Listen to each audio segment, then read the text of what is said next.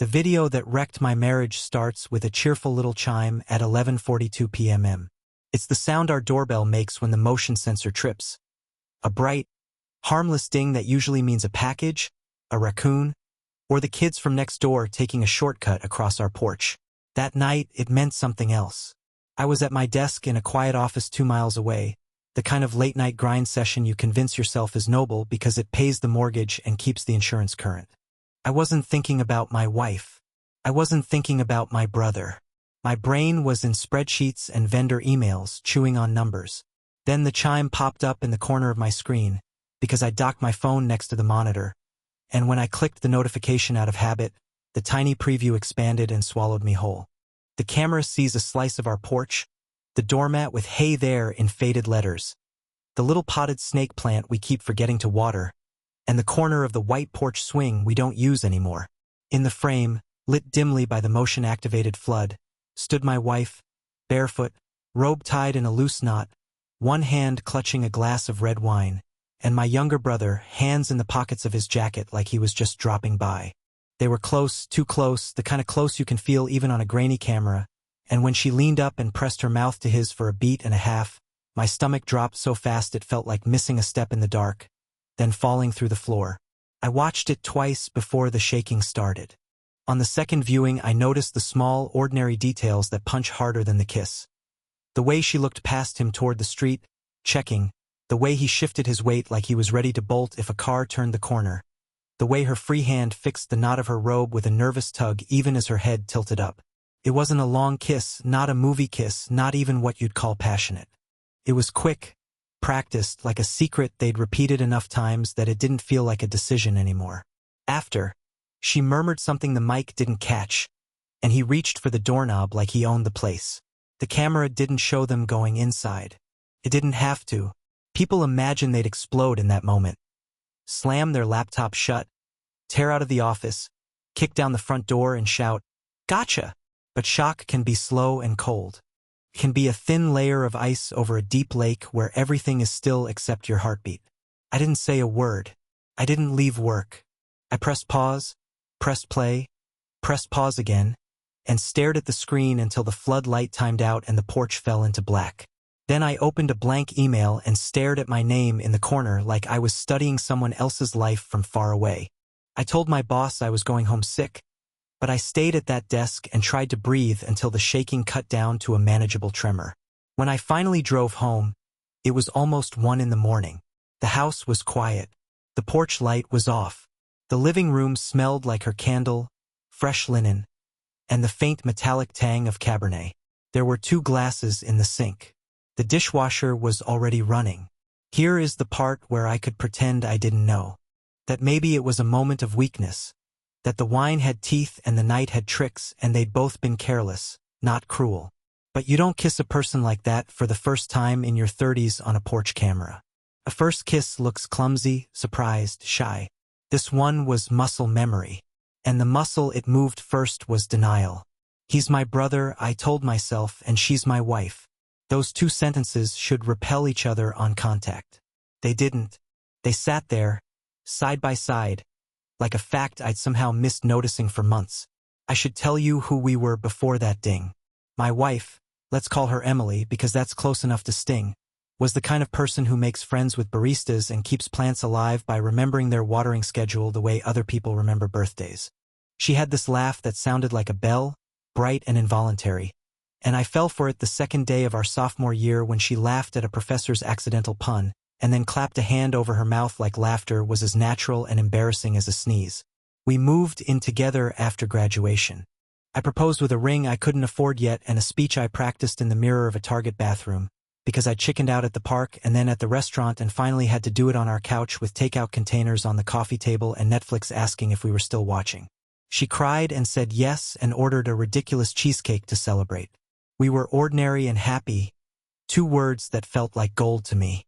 My brother, let's call him Ryan, was born 3 years after me and raised in the same house but on different planets. I'm the steady one, the rule follower, the kid who colored inside the lines. He's the kid who colored the table. He was reckless cruel and reckless kind in equal measure. The first to throw a punch on your behalf, the first to take your car without asking. Growing up, I swore I'd protect him. That sounds noble. Mostly it meant I did his homework when he got suspended and covered for him when he lied to Mom. He could charm strangers. He could also burn bridges faster than anyone I've ever met. As adults, that split found its way into the seams of our family. He'd get a job, lose it, couch surf, swear he'd changed. Repeat. The last cycle ended with him camping out in our guest room for a few weeks that became 3 months because his lease fell through and his friend ghosted him, and who else did he have if not his brother? That's what he asked when he set his duffel bag down in our entryway and grinned like a kid at summer camp. Who else do I have if not you? Here's a thing I didn't notice at the time. When Ryan moved into our house shifted around him. He filled the place with noise, with loud music at noon and jokes at midnight, with borrowed shirts crumpled on the back of chairs and empty pizza boxes he always meant to take out. Emily laughed more. She said he brought energy we both needed. I told myself it was good for her to have company, especially when I worked late. She and Ryan cooked together sometimes. They started a shared joke about my inability to remember where we keep the zester. She'd roll her eyes and say, "Your brother is teaching me how to make an actual omelet." He'd call me old man when I said I wanted to go to bed before midnight. He'd leave beer caps on the counter and say, "Whoops," and toss them toward the trash, miss, and forget them there. I didn't like any of it, but I told myself I was being uptight. Family is messy. That's what we say to ourselves to smooth the edges off of real problems. Family is messy. When the kiss happened, pieces rearranged themselves in my head like a kid's sliding puzzle. The night Emily came home from her friend's birthday dinner, with a smear of lipstick on her chin, even though she was wearing clear gloss. The Tuesday Ryan couldn't find his wallet, and Emily handed him 20 in cash with the same quick intimacy as passing salt across a table. The Saturday I got back from a trade show early and found a wine cork in the bathroom trash under a wad of paper towels. Who opens wine in the bathroom? Maybe people who drink a glass together in the shower while the house is empty, because I'm at Home Depot. Maybe that was my brain being dramatic. I don't know. What I know is that the camera had seen enough for me to understand the shape of what it hadn't seen. I didn't confront them that night. I wish I had the kind of righteous fury that can carry a person through a door and into a speech, but I felt hollowed out, scraped clean by a spoon. I put my phone face down on the dresser and lay on my back staring at the ceiling until dawn made the curtains look like bruises fading. When Emily stirred beside me, she said morning, voice soft and hoarse, like the night before had been a long cry. I said morning back and tasted metal and anger. Ryan padded into the kitchen an hour later whistling a tune he never finished. If he looked at me longer than usual, I couldn't tell. If she avoided my eyes, I pretended not to see. It's a cliché to say I became a detective. It's also true. I changed the Doorbell app's notifications from friendly to all. I checked the router logs for devices I didn't recognize and then Googled how to read them properly. I learned that our camera keeps clips for 30 days unless you download them, so I started downloading. I told myself I needed facts, not stories.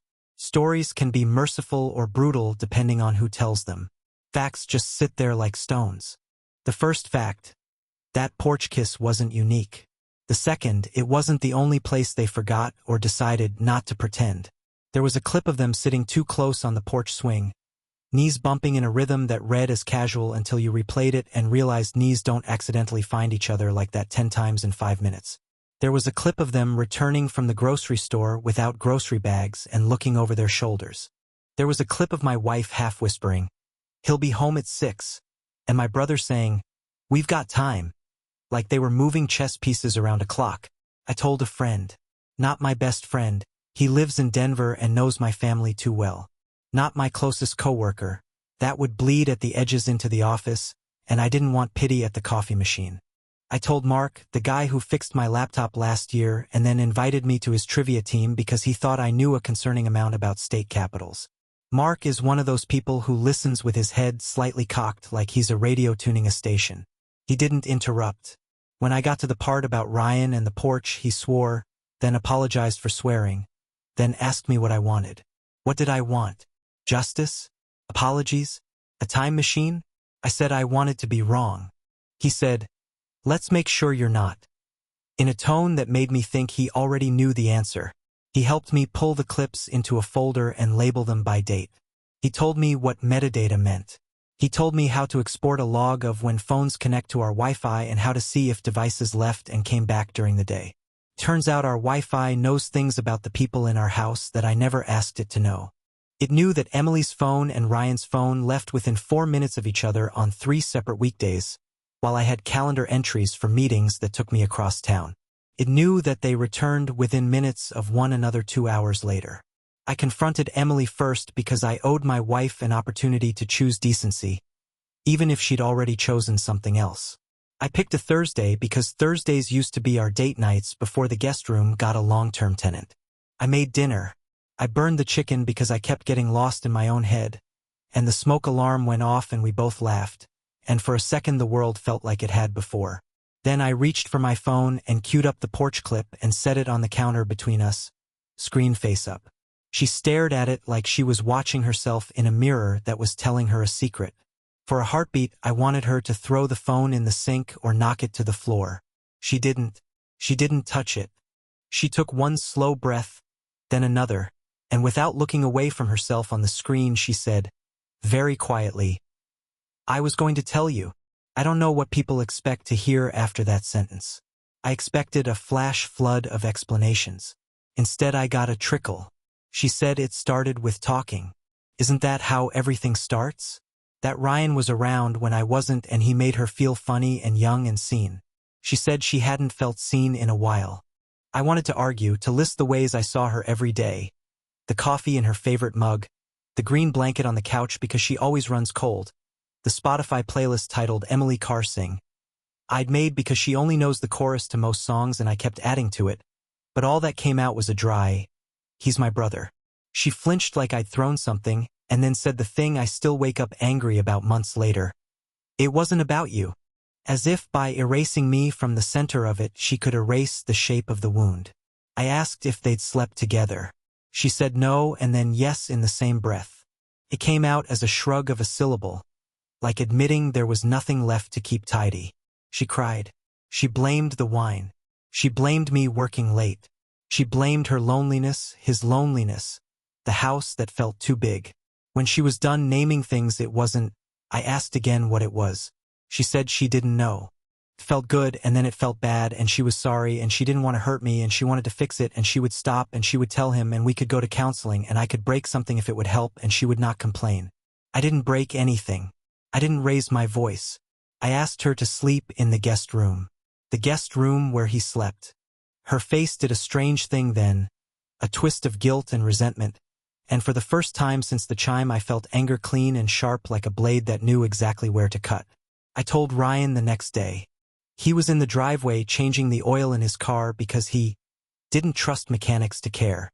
I walked out, stood there with the sun burning my neck, and said, "I know." He pretended not to. It was an instinct, a reflex, like how kids deny eating the cookie even while their cheeks are full of crumbs. When I told him there was video, he went very still, then very casual. He said it was nothing, then said it was everything, then said it wasn't my business because it was between them. I laughed in a way I didn't recognize coming out of my mouth and told him to pack his stuff. He tried to argue on principle because principle is a thing he borrows from other people when it suits him. He called me names I've heard from him before. He said I was dramatic. He said she came to him. He said men shouldn't own women. He said I'd always been jealous of him, which was the funniest thing anyone has said to me in my adult life. I told him I wasn't jealous of a guy who has to blow up his brother's house to feel alive. He said I could try and make him leave but Mom wouldn't like it. I said Mom could call me herself if she had an opinion on adultery. He tried to shoulder past me. I stepped aside and pointed at the street. He left. He slammed the front door so hard the framed print in the hallway jumped and landed crooked. There's a version of this story where that was the end. It wasn't. If betrayal is a house fire, the first reveal is the spark. The rest is the slow licking of flames down the hallway and into closets you thought were safe. My mother called me that night because of course he called her first, and because of course he told her a version that made him sound like gravity and Emily a leaf in the wind. She said families go through things and brothers forgive. I asked her if her brothers had ever kissed her wife on her porch. She didn't answer. She said I sounded angry. I said I was. She said, "Don't throw away your marriage over a mistake." I said the mistake wasn't mine. She cried. I listened. Somewhere under the anger lived an old, tired instinct to make her feel better. I didn't. When we hung up, I sat on the edge of the bed we had slept in together and stared at the impression her body still made in the duvet. I got a lawyer. There is nothing romantic about spreadsheets and signatures and inventorying your life down to the number of forks in the flatware drawer, but I'm good at lists, and that helped. My state is no fault, which means the law doesn't care about cameras or porches or the shape of your heart when you hand it to someone else. The law cares about dates and deeds and bank accounts. I cared about not letting them make me into someone I wouldn't recognize later. So I didn't blast the video on Facebook. I didn't drive to Ryan's apartment and put my fist through his drywall. I sent my lawyer the clips and he said, "This won't matter to a judge, but it might matter to you." And he was right in an awful way. Proof doesn't rewind anything. It only makes the wreckage permanent. Emily tried therapy on her own and then asked me to go with her. I went once, then again, then stopped. In the first session she said she felt invisible. I said I felt punched in the face by people I loved. In the second session she said invisibility can make a person do wild things. I said a person can do wild things without turning to the wildest possible option. In the third session the therapist asked us to speak to each other without using the words always or never, which is cruel when your world has split along the fault line of a thing that feels exactly like always and never at the same time. I told Emily I was leaving the house to her until the paperwork was finished because I couldn't sleep under that roof anymore. She asked me where I would go. I said somewhere with fewer ghosts. I rented an apartment with thin walls and honest air. The honest air part is a joke. Air is air. But there is something clean about a place where every object is what it appears to be, where the couch you sit on has never held a secret, where the silverware drawer only contains silverware. Mark helped me move. He labeled my boxes with neat black markers. Kitchen, books, clothes.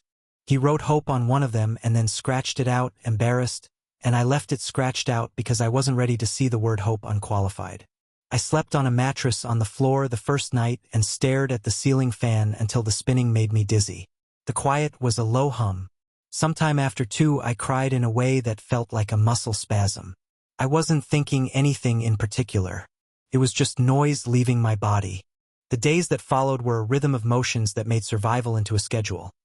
Wake up, make coffee, go to work, pretend to be a person whose life isn't crumbling, reply to emails, eat something, stare at the wall, sleep badly, repeat. Friends took me to dinner and talked about sports as if the shape of a league table could anchor a person in a shifting world. My sister, who has always been the clearest-eyed among us, called and said, "I love you, but you should block him." I said I didn't block family. She said, "Maybe you should start." Then she told me she'd heard a rumor from a cousin that Emily and Ryan had been seen together at the little tapas place on Pine where they ask for your phone number and text you when your table is ready. I said that was impossible because people couldn't be that stupid. People, in fact, can be exactly that stupid when they think the center of the world is wherever they are standing. 2 weeks after I moved out, Ryan texted me. It was a long message in which he explained, with the airy certainty of someone who has never paid a late fee, that what he and Emily had was real and messy and complicated, and that he was sorry. I was hurt, but he refused to feel ashamed for following his heart. He used so many quotation marks you could hear them clicking. At the end he asked if I would be willing to meet up and talk like men. I stared at the message until my phone dimmed. Then I typed, "Do not contact me," deleted it, typed "lose my number," deleted that, and finally sent nothing at all. Silence is a response. It's not as satisfying as a righteous paragraph, but it has a longer half-life. If you're still reading, you might be waiting for the part where everything gets worse before it gets better. Here it is. My mother organized a family dinner to clear the air, which in our family usually means making the air so tight in your lungs you can't get a full breath. She asked me to come. I said no. She said please in the way only mothers can, one syllable stretched across a lifetime of Band-Aids and field trip permission slips. I said I would come on one condition, that she not invite Ryan. She said she'd think about it, which was an answer. I came anyway because I am a fool for the people who taught me how to hold a fork. I parked 2 houses down and walked in with a pie I bought at the store and passed off as mine because I didn't have the energy to apologize for being the son who doesn't bake. He was there, of course he was, standing by the kitchen island with a beer in his hand like a guest star in a sitcom episode where the audience is instructed to boo. Emily wasn't there.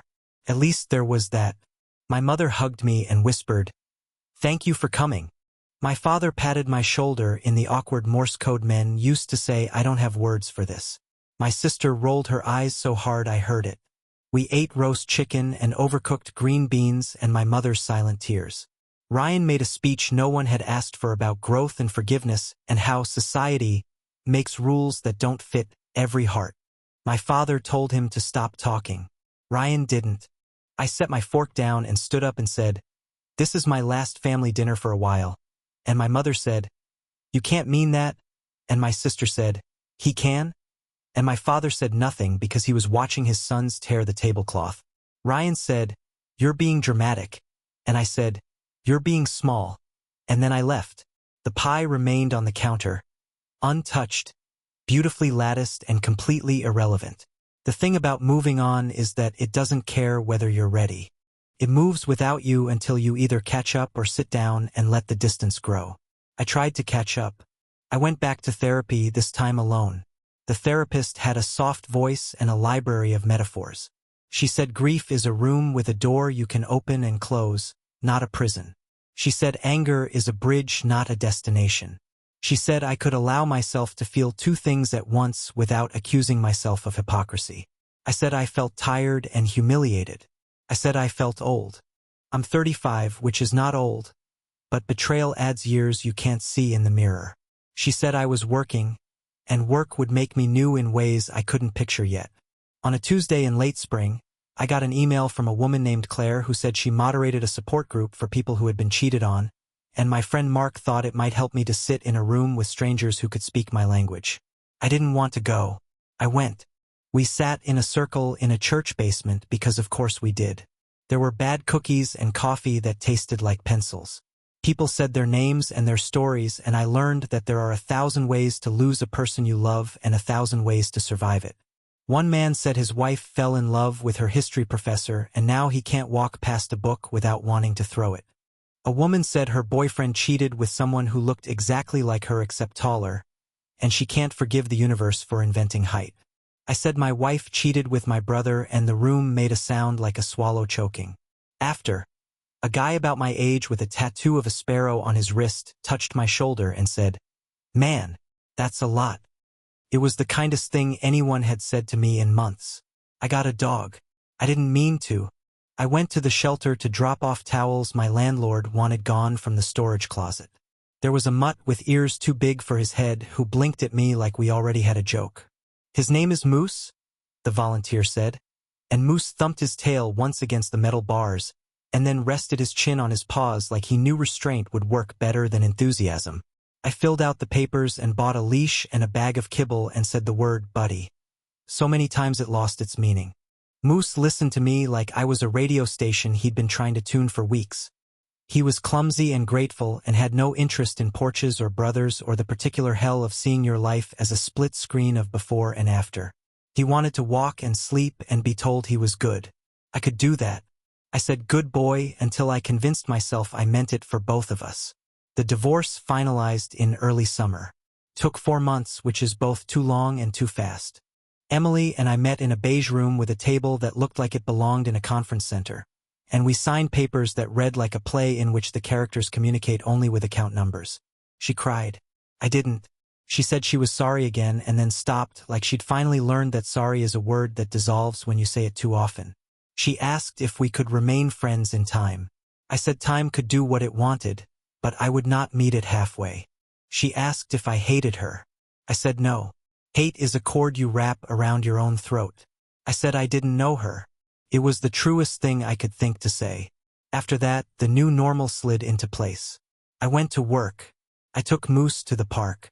I bought groceries for one. I learned how to cook a meal without feeling the weight of an empty chair.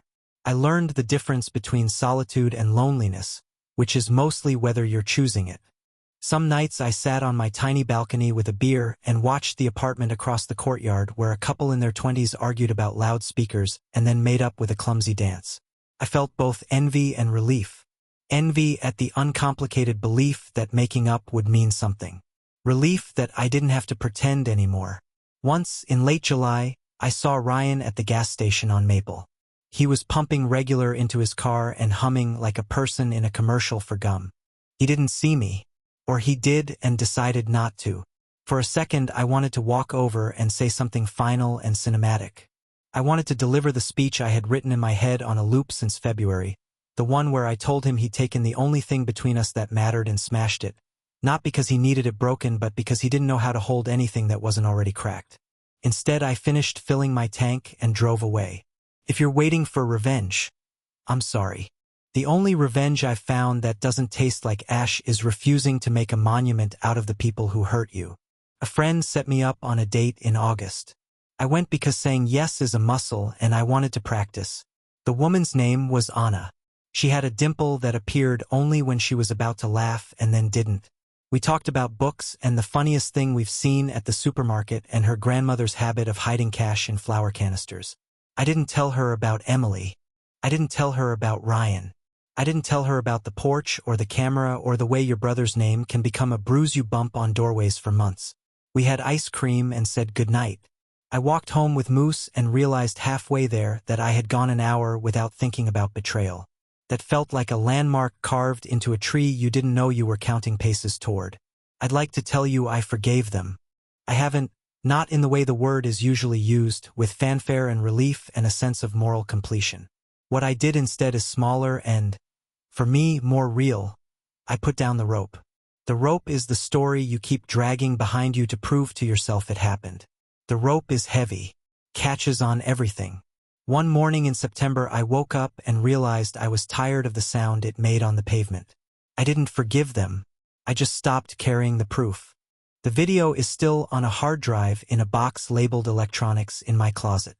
I haven't looked at it in months. Sometimes I think about deleting it. Sometimes I think about keeping it forever as a talisman, a reminder to trust my eyes when they tell me the truth the first time. Mostly I don't think about it. That's new and strange and good. If you're reading this because you typed something like "wife cheated with my brother" into a search bar at 2:13 a.m. and ended up here by accident, I'm sorry. I'm sorry because it means you're in the first act and everything still feels like it might be a misunderstanding if you squint. You probably want advice. I don't have much, but here's what I learned. Take care of the person who actually needs you. That person is you. Eat something with protein. Drink water. Tell one person who won't use your pain as a mirror for their own. Don't rehearse speeches in the shower. They don't land the way you think. Collect facts if you need them, but don't collect so many that you build a museum. Think carefully before you share the video. The world doesn't deserve your heartbreak as content.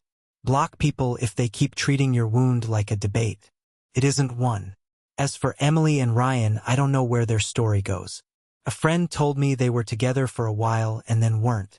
It would be simple to write them a moral, to say that relationships built on lies are scaffolding around a building that was never meant to stand. Maybe that's true. Maybe they were two people whose damage matched like puzzle pieces for a stretch of road. Maybe they were cruel. Maybe they were lost. Maybe all of those things can be true at once. When I catch myself narrating their lives in my head, I try to stop. Their lives are not my business anymore, and that sentence feels like a door closing gently instead of slamming. Last week, I took Moose to the lake. It was one of those dumb pretty days where the sky looks photoshopped and kids throw bread at ducks with the reckless generosity of people who have never priced a loaf. Moose chased a tennis ball until his tongue lolled out like a cartoon, then flopped beside me in the shade.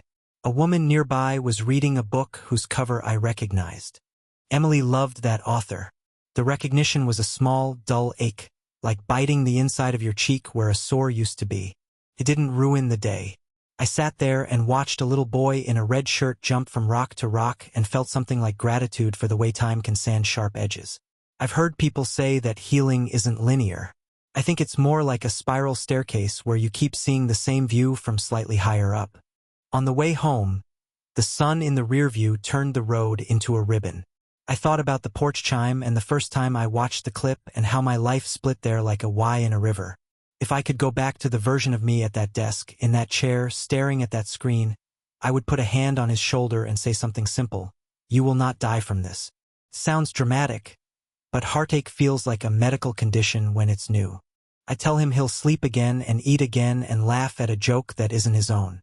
I tell him that he will stop narrating his pain like a story he owes the world and start living it like whether he can walk through.